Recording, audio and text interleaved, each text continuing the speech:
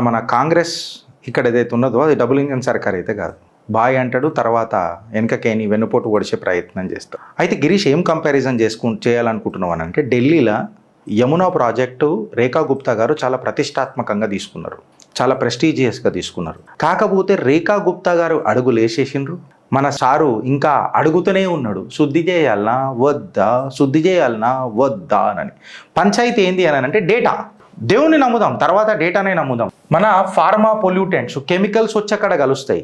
మూసీకి యమునాకు ఉన్న రెండు తేడాలు కూడా చెప్పిన, రెండు ఆల్మోస్ట్ సేమే. మన మూసీలో ఇంకా బయోమెడికల్ వేస్ట్ కూడా వచ్చింది, ఇంకా యమునాలు ఇది లేదు. మన దగ్గర బయోమెడికల్ వేస్టేజ్ కూడా వచ్చింది.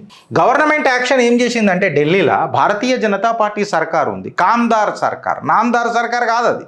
కామ్దార్ సర్కార్ ఏం చేసిందంటే 500 కోట్లు యమునా ఫండ్ అని పెట్టి, 3000 కోట్లు స్వీవర్ ఎక్స్పాన్షన్ అని పెట్టి, 40 డీసెంట్రలైజ్డ్ ఎస్టీపీస్ పెట్టి, స్లడ్జ్ రిమూవల్ అని చేసి, సోలార్ ఏరేటర్లు అంటే ఇట్లా గాలిలో నీళ్లు పంపిస్తారు చూడు సన్లైట్కి ఆ బ్యాక్టీరియా చచ్చిపోనీకే, అట్లా సోలార్ ఏరేటర్లను కూడా పెట్టి ప్రాసెస్ స్టార్ట్ చేసి ప్రోగ్రెస్లకు పోయింది.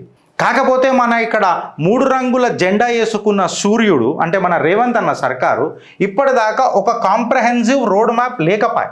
ఇప్పటిదాకా ఏం చేసినాం మనము అని అంటే, కమిటీలు, స్టేట్మెంట్లు తప్ప, బురకలడ్లు తప్ప ఇంకా ఏం దొరకలే.